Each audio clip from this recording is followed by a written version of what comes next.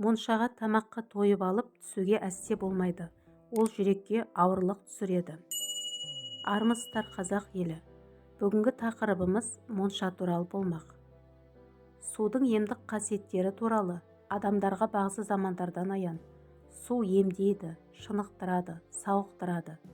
Назарларыңызға дәрісіз емделу кітабынан судың емдік қасиеттерін әлемге паш еткен Порфирий Ивановтың және Себастьян Кнейптің кеңестерін ұсынамыз.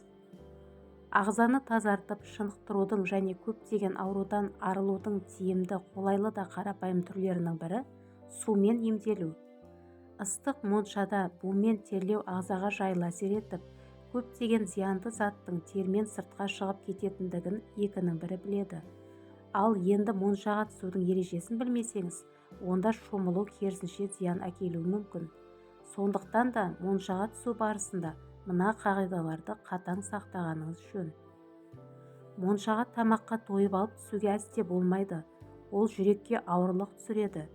Сондай-ақ аш қарынға түсу тағы да зиян. Сондықтан моншаға барар алдында жеңіл-желпі тамақтанып алу керек. Әсіресе жеміс-жидек жеген пайдалы. Буға таңертең сағат 9-10-дардан кейін түссеңіз, тиімділігі анағұрлым жоғары болады. Өйткені ағзаңыз түнімен демалғандықтан емді жақсы қабылдайды. Ыстыққа бойыңызды біртіндеп үйретіңіз. Алдымен етек жақта біраз отырып барып, одан соң үстіңгі сәкеге көтерілу керек. Буды жатып қабылдаған жөн.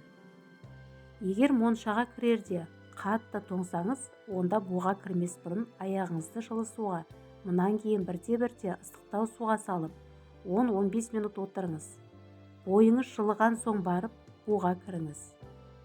Булануға кірерде жеңіл ғана жуынып алыңыз. Бұл ретте басты сулауға болмайды. Мүмкін болса, жұқа матадан тігілген қалпақша киіп алыңыз.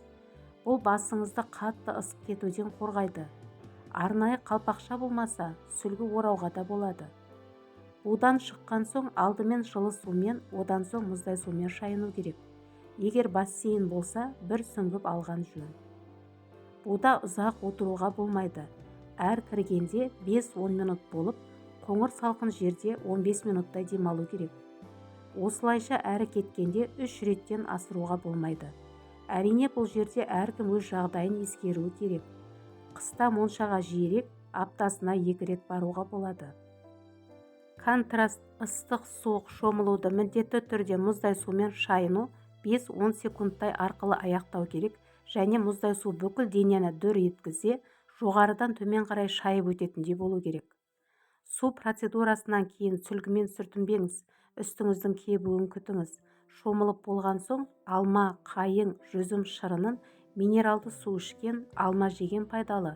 Ал енді көп адамның дәстүріне айналған алкогольді ішімдік сыра ішу өмірге қауіпті екенін екінің бірі біле бермейтіні өкінішті.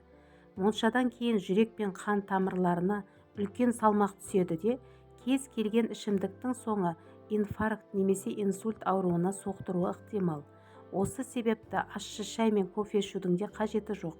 Үйге келген соң 1 литрге жоқ жеміс шырынын, мүмкін болса 450 грамм алма, 50 грамм қызылша шырынын, одан соң маусымға қарай қолда бар басқа да шырындарды ішіп барып, салат, буға пісірілген ботқа жесеңіз, моншада жоғалтқан 500-1000 граммға жоқ сұйықтықтың орнын өте тиімді толтырасыз. Жылы судан мұздай суды көбірек пайдалануға тырысыңыз. Жылы су ерітеді, мұздай су шаяды, тазартады және шынықтырады. Шомылу барысында осы қарапайым да оңай 10 ережені орындасаңыз, судың тамаша сауықтырушы күшін пайдаланасыз. Сумен емделудің білгір маманы, бүкіл Европаны мойындатқан емші Себастьян Кнейп сумен емделудің мынадай өте қарапайым әдісін ұсынады. Процедураны қабылдар алдында шапшаң қимылдар жасау немесе тез жүріп серуендеу арқылы денені қыздыру. Мұнан соң 30 секунд немесе 1 минуттай төбеден құйылған сумен шайыну. Сүртінбей киініп, тағы да шапшаң қимылдар жасау және тез жүріп серуендеу. Құрметті оқырмандар, каналыма тіркелмеген болсаңыздар тіркеліп, видео ұнаған болса лайк басып, төменге пікірлеріңізді қалдыра кетіңіздер. Әрбір жазылған оқырман және басқан лайктарыңыз және әрбір пікірлеріңіз мен үшін маңызды. ол ютубтың заңдылығы. Сол себепті сіздерден қолдау күтемін. Менің каналымда қызықты деректер, пайдалы кеңестер, жаңалықтар легі және де жұлдыздардың өмірінен сыр шертетін боламыз.